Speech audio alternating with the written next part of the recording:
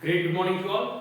देखिए, जैसे कि हम लोगों ने पिछले वीडियो में और पिछले क्लास में पढ़ा था कि what does diversity add to our lifes. ठीक है, मतलब जो भिन्नताएं होती हैं वो हमारे जीवन में क्या वैल्यूज इनकैलकुलेट करती हैं, क्या जो है एक प्रकार से हमारे जीवन में वो क्या वैल्यूज को जोड़ती है।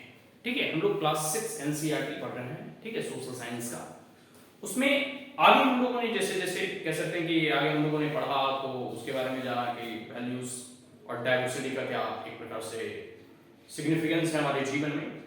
और उसके बाद हम लोगों ने अंत में उस वीडियो को कंक्लूड करते हुए कहा था कि आगे हम लोग पढ़ेंगे हिस्टोरिकल एंड जियोग्राफिकल फैक्टर, मतलब किसी भी एक जगह का वहां की जो जियोग्राफिकल फैक्टर एक होता है कि मतलब भौगोलिक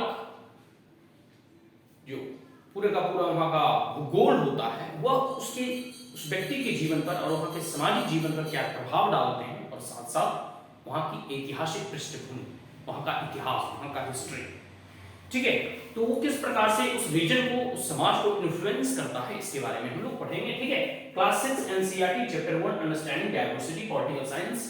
ठीक है, इसे लोग सिविक्स भी कहते हैं। ठीक है, चलिए आगे हम लोग सबसे पहले यहाँ दो उदाहरणों के माध्यम से, दो एग्जांपल्स के माध्यम से समझने का प्रयास करेंगे। सबसे पहला है लद्दाख का उदाहरण। ठीक है, उसके बाद हम लोग केरल का पढ़ेंगे। ठीक है, तो आइए अकॉर्डिंग टू बुक हम लाइन बाय लाइन पढ़ने का और समझने का प्रयास करते हैं। सबसे पहले हम लोग एग्जांपल देखेंगे। ठीक है, लद्दाख। ठीक है, इज दैट क्लियर? लद्दाख के जो अभी वर्तमान में, पहले वो जम्मू एंड कश्मीर का हिस्सा था, अभी जो है सेपरेट यूनियन टेरिटरीज है। ठीक है, मतलब केंद्र शासित प्रदेश है। तो लद्दाख जो है एक डिजर्ट है in the mountain in the eastern part of Jammu and Kashmir. Jammu and Kashmir के ईस्टर्न पार्ट में लद्दाख एरिया है, जो कि पहाड़ी क्षेत्र है। Is that clear?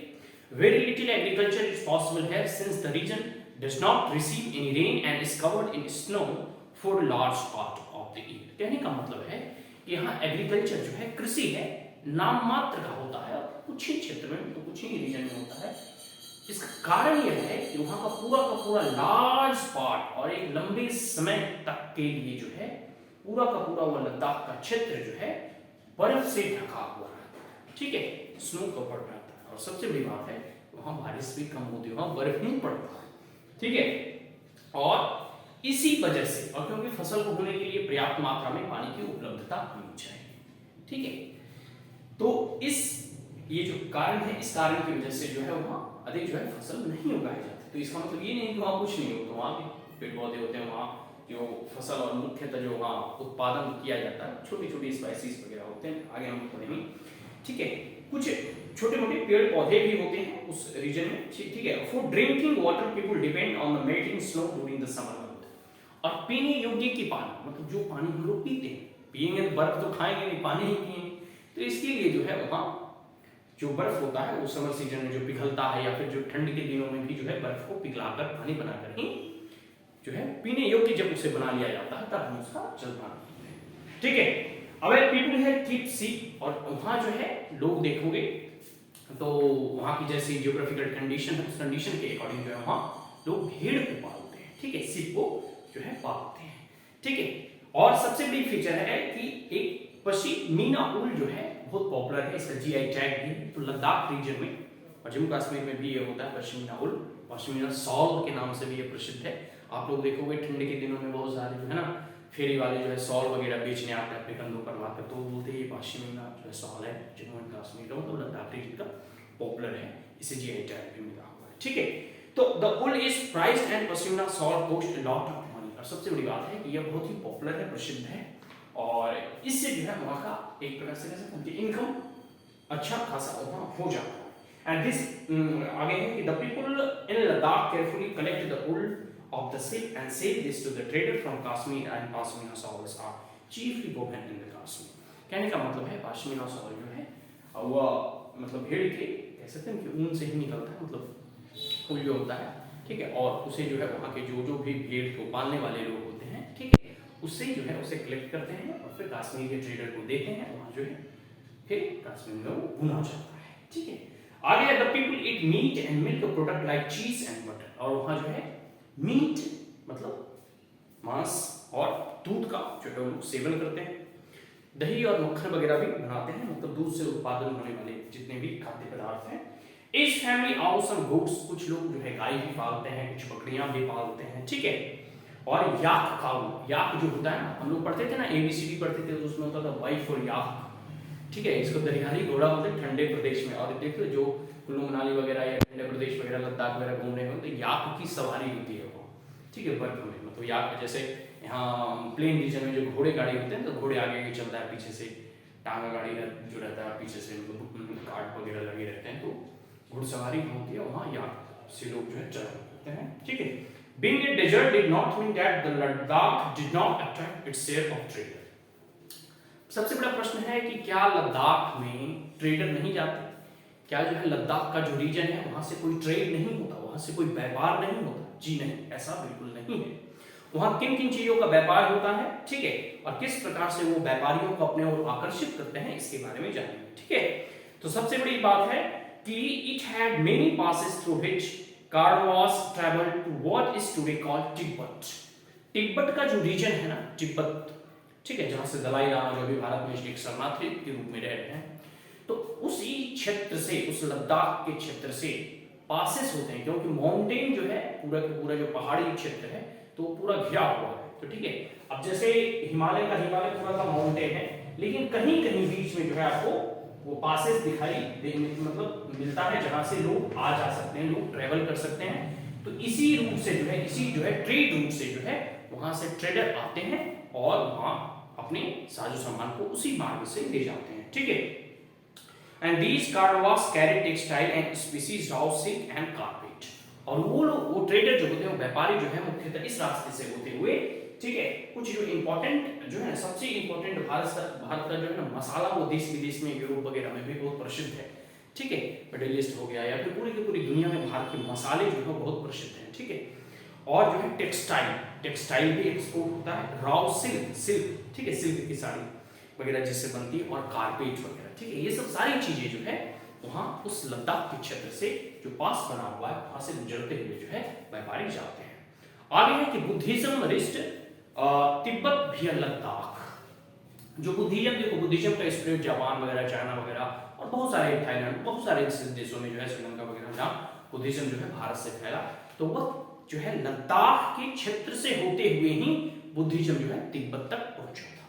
तो Ladakh is also called a little Tibet, Ladakh को छोटी तिब्बत भी कहा जाता है। Islam was introduced in the region more than 400 years ago and there is a significant Muslim population here.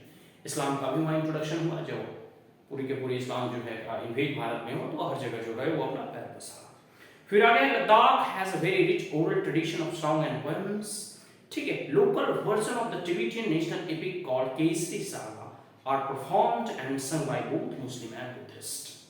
कहने का मतलब है कि हर संस्कृति, हर जगह, हर एक रीजन में अपने अपने जो है लोकल भाषाएं होती हैं, लोकल गीत होता है, लोकल सॉन्ग होते हैं जिसको लोकगीत कहते हैं। तो तिब्बत का भी जो है, ठीक है, नेशनल एपिक जो है द केसर सागा जो है वो परफॉर्म किया जाता है, वह तिब्बतियन लोगों के द्वारा, या फिर जो वहाँ लद्दाखी रह रहे होते हैं, वहाँ के जो मूल निवासी होते हैं, वो उस गीत को जो है गाते हैं, तो गाते हैं। फेस्टिवल हो गया या कोई उत्सव हो गया, पर्व हो गया, इन तमाम उत्सवों और पर्वों में वो बड़े जो है आनंद से अपने लोकगीत को गाते हुए दिखाई देते हैं। इसमें मुस्लिम, बुद्धिस्ट सभी लोग शामिल हैं। तो एक ज्योग्राफिकल रीजन हमने पढ़ा, तिब्बत का पहाड़ी क्षेत्र है, पूरा का पूरा एरिया जो है वो जो है पहाड़ों से घिरा हुआ हिमालयन रीजन है लद्दाख, ठीक है। और वहाँ जो है ज्योग्राफिकल कंडीशन होने की वजह से जो है वहाँ खेती बाड़ी नहीं होती, लोग भेड़ बकरी और गाय को पालते हैं, ठीक है। लेकिन ऊन वगैरह का व्यापार होता है, पश्मीना ऊन जो है हम लोगों ने बात किया। और इसके साथ साथ अब हम केरल के बारे में पढ़ते हैं कि किस प्रकार से केरल में जो है वहाँ का ज्योग्राफिकल कंडीशन कैसा है, वहाँ का जो है हिस्टोरिकल कंडीशन कैसा है, और उस आधार पर अभी वर्तमान की सोशियो इकोनॉमिक कंडीशन और वहाँ की कल्चर कैसी है, ठीक है। तो हम केरल की बात कर लेते हैं। केरल सुदूर दक्षिण में है, ठीक है। अभी हम जो बात कर रहे थे एकदम नॉर्थन टिप, मतलब भारत का एकदम शीर्ष शिखा, एकदम कह सकते हैं कि माथा, जम्मू कश्मीर और या लद्दाख कह सकते हैं, एकदम शीर्ष पर जो विराजमान। अब हम बात करेंगे एकदम नीचे केरल, जो उत्तर में जो है रखवाली करता पर्वत राज विराट है, दक्षिण में चरणों को धोता सागर सा सम्राट है, ठीक है। जो सुदूर दक्षिण में हमारा जो भारत का अविभाज्य अंग है वो केरल है उसके बारे में, उसके ज्योग्राफिकल कंडीशन के बारे में बताइए। तो Kerala is a state of south west corner of India. Kerala जो है साउथ वेस्ट कॉर्नर में जो है सभी को मालूम है, और सराउंडेड बाय सी, वो सी समुद्र से घिरा हुआ है, ठीक है। On side and hill on the other side, एक साइड समुद्र से घिरा है, दूसरी साइड में हिल है, मतलब पहाड़ है, ठीक है। ए नंबर ऑफ स्पीसीज, और केरल में बहुत सारे जो है मसाले वगैरह का जो है उत्पादन होता है, जैसे पीपर हो गया जिसको काली मिर्च वगैरह बोलते हैं, कॉल्स हो गया, कार्डमोमस हो गया, ठीक है, are grown in the hills, इस हिली एरिया में ये सब जो है मसाले जो है। और भारत का मसाला जो है पूरा यूरोप वगैरह में बहुत ही प्रसिद्ध है, ठीक है, बहुत ही महंगे दामों में वहां बिकता है, ठीक है। It is a species that makes the region an attractive place for the trader, और यही स्पीसीज, यही मसाले जो है उस जगह को, उस पार्टिकुलर केरल के एरिया को जो है प्रसिद्धि दिलाता है, और जिसकी वजह से जो है ट्रेडर जो है, व्यापारी जो है वहां अट्रैक्ट होते हैं, वहां आते हैं और व्यापार करने के लिए वहां आते हैं, उस प्रोडक्ट को खरीदने के लिए आते हैं, वहां से खरीदकर विदेशों में बेचते हैं, उसे एक्सपोर्ट करते हैं ताकि अधिक मुनाफा कमा सकें। केरल को बताया, तो जैसे ये भारत का नक्शा है ना, तो केरल यहाँ आपको पड़ता है, ठीक है, एकदम सुदूर, यहाँ इंडियन ओशियन है और ये सुदूर दक्षिण में जो है केरल पड़ता है। अब हम बात कर लेते हैं, थोड़ा अट्रैक्टिव प्लेस है ये ट्रेडर के लिए। अब हम बात कर लेते हैं Jewish and Arab trader were the first to come here, सबसे पहले ज्यूइश और अरब ट्रेडर आए थे यहाँ पे, ठीक है, ट्रेड करने के लिए। And apostle of Christ saint Thomas is believed to have come here 2000 year ago, ऐसा कहा जाता है कि संत थॉमस जो थे वो 2000 साल पहले आए थे, और उन्हीं को जो है वहाँ क्रिश्चियनिटी का प्रचार प्रसार, बहुत सारे क्रिश्चियंस कम्युनिटी के लोग जो है केरल में निवास करते हैं, तो क्रिश्चियनिटी धर्म का प्रचार जो है वहाँ 2000 सालों से जो है एज ए व्यापारी के तौर पर जब आए थे, तो उन्होंने जो है फिर रहना सहना, तो फिर अपने धर्म का प्रचार प्रसार भी करना प्रारंभ कर दिया। आगे many Arab trader also come and settle down here, बहुत सारे अरब के भी ट्रेडर आए और वहाँ बस गए, ठीक है। मेनी जैसे इब्न बतूता के बारे में यहाँ है, travel here a little less than 700 years ago, Ibn Battuta के बारे में कहा जाता है, इससे क्वेश्चंस भी प्रीलिम्स में पूछे जाते हैं, ठीक है। तो वह 700 साल जो है पहले आए थे, और वहाँ कुछ दिनों तक वो निवास भी किए थे, और उन्होंने अपनी जीवन यात्रा या यात्रा वृत्तांत में भी जो है केरल को डिस्क्राइब किया था, ठीक है, और खास करके मुस्लिम्स लाइफ्स को उन्होंने डिस्क्राइब किया था, ठीक है। और आगे है the Portuguese discovered the sea route to India from Europe when the Vasco da Gama landed with his ship here, और यहाँ कहा जा रहा है पोर्टुगीज के बारे में, ठीक है, पुर्तगाल से पोर्टुगीज बना है, जिसमें वास्को डी गामा का यहाँ नाम है, जो उन्होंने कि अपना शिप को जो है जहाज को यहाँ लैंड करवाया था। सबसे बड़ी बात है कि जो वो सी रूट के माध्यम से भारत की खोज पे निकले थे, ठीक है। आगे because of all the various historical influences, और जितने भी यहाँ ऐतिहासिक इन्फ्लुएंस हैं, प्रभाव है, जैसे कि हमने देखा क्रिश्चियनिटी आई, इस्लाम आया, सब ट्रेडर के माध्यम से, फिर पोर्तुगीज वगैरह यूरोपियन नेशन के लोग आए, ठीक है। इसके कारण वहाँ ज्वेडिजम्स भी हैं, इस्लाम भी है, क्रिश्चियनिटी भी है, हिंदुइज्म तो पहले से ही है, ठीक है, और बुद्धिज्म भी पहले से ही है। तो कह सकते हो कि ये ट्रेडर्स के माध्यम से डिफरेंट धर्मों का जो है वहाँ प्रचार प्रसार प्रारंभ हुआ। आगे है एक सबसे इंपॉर्टेंट चीज है फिशिंग नेट के बारे में, ठीक है, जिसे लोग जो है चाइनीज फिशिंग नेट भी कहते हैं, ठीक है, चीन वाला। कहने का मतलब है कि the fishing nets used here look exactly like the Chinese fishing net. यहाँ जो लोग, क्योंकि ये समुद्र के किनारे है, तो लोग जो है बहुत सारे लोगों का जीवन यापन जो है मछलियों को पकड़कर और बेचना, एक प्रकार से जैसे फिशिंग कल्टीवेशन आप कह सकते हो, क्योंकि समुद्र नजदीक में है, आराम से मछली समुद्र से पकड़ो और बाजार में बेचो। तो समुद्र पे आधारित ये मछली को जो है का व्यापार या कह सकते हो बिजनेस पे आधारित बहुत लोगों का जीवन यापन जो है सस्टेन करता है। तो सोचिए ज्योग्राफिकल कंडीशन कैसा है, समुद्र से घिरा है तो मछली पकड़ना आसान है। लद्दाख का ज्योग्राफिकल कंडीशन कैसा है, माउंटेन एरिया है, स्नो हमेशा जो कवर्ड रहता है, तो वहां लोग भेड़ और बकरियों और गाय को पालते हैं, ठीक है। तो ज्योग्राफिकल कंडीशन आपके लाइवलीहुड को जो है इफेक्ट करता है, प्रभाव डालता है, ठीक है। ये हो गया। आगे है हम लोग बात करते हैं wait 5 minutes wait.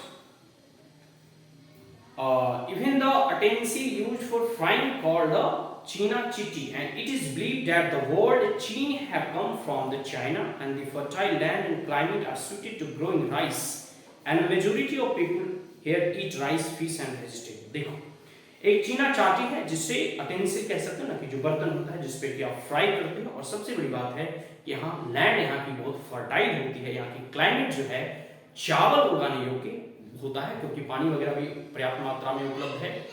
ठीक है, और सबसे बड़ी बात है कि अगर पानी उपलब्ध है, यहाँ राइस का कल्टीवेशन होता है, तो यहाँ जो है लोग चावल ठीक है को खाते हैं, मछलियों को खाते हैं क्योंकि समुद्र से नजदीक है, और सब्जियों को खाते हैं। तो हमने केरल और कह सकते हो कि लद्दाख टू डिफरेंट रीजन है, टू डिफरेंट लोकेशन पे है, भारत का ही अंग है, लेकिन इसकी हिस्टोरिकल और ज्योग्राफिकल फीचर होने की वजह से इन दोनों एरिया में का सोशियो इकोनॉमिक और लाइवलीहुड कंडीशन जो है वो अलग अलग है। ठीक है, और दोनों रीजन जो है अरब से, पुर्तगीज से जो है यहाँ इस्लाम और जुडाइज्म से, क्रिश्चियनिटी वगैरह यूरोपियन कंट्री से भी ट्रैवलर के कारण और फिर बाद में जैसे जैसे यहाँ स्प्रेड होता है, मतलब डिफरेंट डिफरेंट रिलीजन। ठीक है, तो सबसे बड़ी बात है यहाँ इस वीडियो में हमने इस वीडियो के माध्यम से यह पढ़ा कि किस प्रकार से हिस्ट्री और ज्योग्राफी कोई एक पूरे के पूरे सोशियो इकोनॉमिक कंडीशन को प्रभावित करती है, डिफरेंट डिफरेंट कल्चर का जो है वहाँ प्रचार प्रसार किया जाता है। ठीक है, तो डाइवर्स कल्चर जो है, ठीक है, जो डाइवर्सिटी है कल्चर में, वह उस पार्टिकुलर एरिया, पार्टिकुलर समाज का इतिहास से बहुत ही कह सकते हैं कि जुड़ा हुआ होता है, और वहां का इतिहास जो है आने वाले भविष्य को भी प्रभावित करता है। ठीक है, तो ये कल्चरल ट्रेडिशन हो गया। Way of life slowly become a part of the new place where we are. और सबसे बड़ी बात है जहां हम जाते हैं वहां हम अपने कल्चर को ले जाते हैं, जहां दूसरे जगहों से लोग अगर हमारे समाज में आते हैं वह भी अपने कल्चर को लाते हैं। तो इस प्रकार से कई एक कल्चर का इंटरमिक्सिंग होता है, और भारत अपने आप में एक मेल्टिंग पॉइंट है, एक मेल्टिंग पॉट है, जहां different region, religion, society, community, caste और जेंडर, सेक्स के लोग यहाँ आते हैं, रहते हैं, निवास करते हैं और अपने कल्चर को पीसफुली जो कह सकते हैं एक प्रकार से सेलिब्रेट करते हैं। तो ये कुछ डाइवर्सिटी के नमूने थे कि किस प्रकार से हमारा ट्रेडिशन, कस्टम और कह सकते हैं कि कल्चर इतने डिफरेंसेस इसमें होते हुए भी हम एक साथ रहते हैं और इसका कैसे प्रचार प्रसार हुआ। ठीक है, तो आज हम इस वीडियो को यहीं समाप्त करते हैं। Is that clear? And if there were any queries, comments, suggestion, advice, you may comment in the comment box. Thank you once again. अब एक छोटा सा इसमें टॉपिक बचा हुआ है यूनिटी इन डाइवर्सिटी, उसे हम नेक्स्ट वीडियो में कवर करेंगे। Is that clear? So that's all. Thank you once again. And if you are the first time on my channel, then like it, share it, as well as subscribe it. Thank you once again. Have a great day.